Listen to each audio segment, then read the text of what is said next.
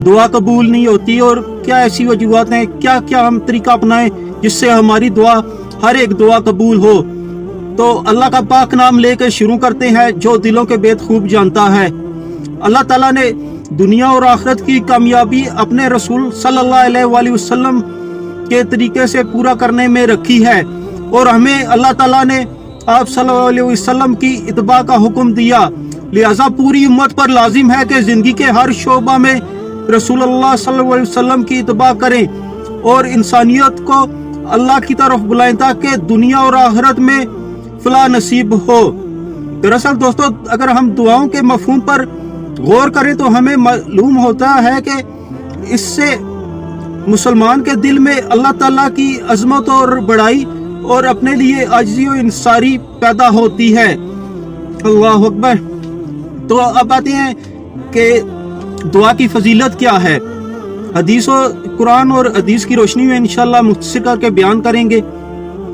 रसूल अकरम सल्लल्लाहु अलैहि वसल्लम ने अरशाद फरमाया कि मोमिन का हथियार जो है वो है दुआ, दीन का सतून है और आसमान और जमीन का नूर है। एक हदीस में आया है कि रसूलुल्लाह सल्लल्लाहु अलैहि वसल्लम ने फरमाया अल्लाह ताला के यहाँ दुआ से ज्यादा किसी और चीज की वक़्त नहीं है। एक हदीस में आया है कि रसूलुल्लाह ने फरमाया जो शख्स ये चाहे कि अल्लाह ताला इसकी दुआएं सख्ती और मुसीबत के वक्त कबूल फरमाए तो उसको चाहिए कि फरागी और खुशहाली में भी कसरत से दुआएं मांगा करे। एक हदीस में आया है कि रसूलुल्लाह ने फरमाया कि जो भी मुसलमान किसी चीज के मांगने के लिए अल्लाह ताला की जानिब रुजू करता है, यानी कि अल्लाह ताला से दुआ मांगता है, अल्लाह ताला इसको वो चीज जरूर देता है, या तो वो चीज उसको फौरन मिल जाती है या इसके वास्ते दुनिया या आखिरत में इसको जखीरा कर लेता है। मतलब कि या तो वो जो दुआ आप मांग रहे हैं उसी टाइम आपको मिल जाएगी, और अगर वो चीज जो मांग रहे हैं आप वो आपके हक में बेहतर नहीं है, क्योंकि दिलों के भेद हर एक चीज का मालिक जानने वाला तो अल्लाह की जात। अगर आपके मुफाद में वो चीज अच्छी नहीं है तो अल्लाह ताला उसकी बदौलत कोई और चीज उससे बेहतर चीज आपको अता फरमा देगा। अगर ये भी नहीं होता तो फिर वो दुआ आखिरत के लिए रख दी जाती है कि को क़यामत के दिन जब आपकी नेकी या किसी किस्म का मामला कम पड़ जाता है या कोई होता है तो वो इसमें शामिल कर दी जाती है। आपकी दुआ किसी लिहाज से भी आप ज़ाय नहीं होती। एक और रसूलुल्लाह अलैहि वसल्लम का इरशाद है कि जो शख्स अल्लाह ताला से कोई सवाल नहीं करता अल्लाह ताला इससे नाराज हो जाते हैं। ये दुनिया वालों का तो निज़ाम ऐसा है कि इनसे मांगो तो ये नाराज होते हैं, लेकिन अल्लाह का निज़ाम ऐसा है कि उससे ना मांगो तो वो नाराज होता है। अल्लाह अकबर, क्या शान है मेरे मालिक की। रसूलुल्लाह सल्लल्लाहु अलैहि वसल्लम ने सहाबा से खिताब करके फरमाया तुम अल्लाह ताला से दुआ मांगने में आजिज ना बनो और कोताही ना करो कि दुआ करते रहने की सूरत में हरगिज कोई शख्स किसी नागहानी आफत से हलाक ना होगा। रसूलुल्लाह ने अरशाद फरमाया कि दुआ के सिवा कोई चीज क़ज़ाए तकदीर के फैसले को रद्द नहीं कर सकती। दुआ दोस्तों एक ऐसी चीज है जो तकदीर के फैसलों को भी बदल देती है अल्लाह के हुक्म से, और नेकी अमल खैर के सिवा कोई चीज उम्र को नहीं बढ़ा सकती। नेकी का काम अगर आप करते हैं तो आपकी उम्र इंशाअल्लाह अल्लाह की जात उसमें बरकत डालता है, उसको दराज फरमा देते हैं। एक हदीस का मफहूम है कि जिस शख्स के लिए दुआ का दरवाजा खोल दिया गया इसके लिए रहमत के, जन्नत के और कबूलियत के दरवाजे खोल दिए गए। कितनी प्यारी हदीस है दोस्तों। अब आते हैं चंद एक बातें कर लेते हैं कि दुआ के अदाब के हमको दुआ में किन किन चीज़ों का ख्याल रखना चाहिए जिससे हमारी दुआ इंशाअल्लाह इंशाअल्लाह इंशाअल्लाह ज़रूर कबूल होगी। इखलास से दुआ मांगी, ये भी मैं जो बयान करूँगा ये हदीस में जो बातें हैं उनसे और कुरान में जो आया है उनके मुताबिक बयान करूँगा। इखलास से दुआ मांगे। अगर इसके अलावा खाना पीना, पहनना, कमाना अगर आपका हराम है तो इससे कोशिश करनी चाहिए कि इंसान को बचना चाहिए। ये भी दुआ में रुकावट में एक सबसे बड़ी वजह ये भी बनता है कि हराम का पहनना, खाना पीना, हराम कमाना, ये चीज़ भी दुआ की कबूलियत में उसके आड़े आ जाती है, रुकावट बन जाती है। दुआ मांगने से पहले नमाज हाजत पढ़ना या नेक काम करना, ये भी तिरमिज़ी की हदीस है। और बुखारी की हदीस का मफ़हूम है कि बवुज़ू किबला रुख होके दुआ करना।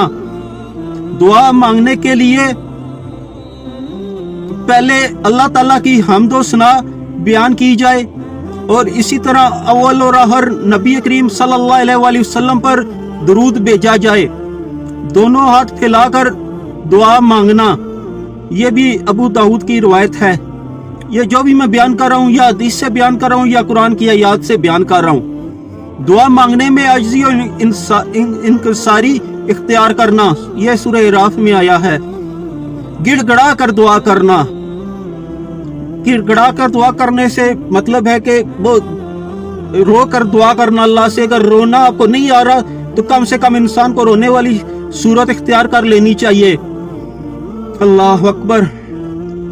अल्लाह ताला के इस्मे हुस्ना और आला सिफात का वास्ता देकर दुआ मांगना, यह भी सूरह राफ में आया है कि अल्लाह ताला के जो नाम मुबारक हैं, सिफाती नाम है, इनका वास्ता दे के अल्लाह से मांग सकते हैं। अल्लाह अकबर। जामिया दुआ इख्तियार करना मतलब कि मुकम्मल दुआ करना, यानी कि एक दस्ती से फौरन से बात की, एक मिनट सेकंड नहीं लगा और दुआ करके ये कि और बाद में गिला करते फिरें कि दुआ कबूल नहीं होती। दुआ को सबसे पहले अपनी जात से शुरू करें, अपने लिए दुआ करें और उसके बाद अपने माँ बाप के लिए दुआ करें और फिर उसके बाद तमाम मोमन भाइयों के लिए दुआ करें। किसी गुनाह या कती रहमी की दुआ हरगिज़ ना करें। दिल की गहराई से पूरी कोशिश और मेहनत से दुआ करें और दिल पूरी तरह मुतवज्जा हो दुआ की तरफ। ये नहीं कि आप दुआ कर रहे हैं और आपका दिल कहीं और है, आपका दिमाग कहीं और है। तो दोस्तों, ऐसी दुआ कैसे कबूल हो सकती है? आप खुद ही सोचें। पूरी तवज्जो के साथ दुआ करनी चाहिए। एक ही मकसद के लिए बार बार दुआ करना। अगर आपकी कोई चीज दुआ कबूल नहीं हो रही तो आप बार बार दुआ करें, बार बार दुआ करें, बार बार दुआ करें। ये नहीं कि एक बार की नहीं कबूल हुई छोड़ दिया जी, ये क्या बात हुई भाई?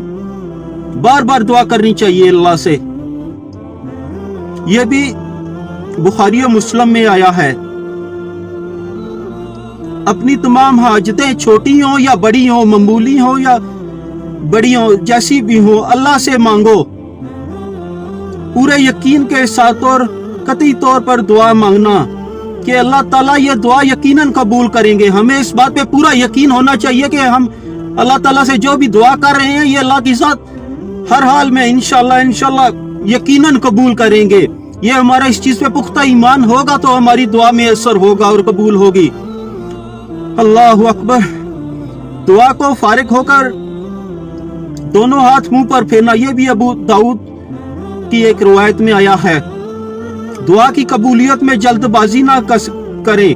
मसलन यूं कि दुआ पूरी होने में ही नहीं आती या दुआ कबूल नहीं हो रही तो आप दुआ करना ही छोड़ दें, हरगिज़ नहीं। आपको तब तक दुआ करते रहना चाहिए जब तक दुआ कबूल नहीं हो जाती, और इस यकीन के साथ कि अल्लाह की ज़ात इसे जरूर कबूल करेगी। ये यकीन आपके जहन में सबसे पहले होगा तो ही बाकी बातें इस पर होंगी। और इसमें हुस्ना और इसमें आज़म के साथ दुआ की कबूलियत होने की फजीलत हदीस में आई है।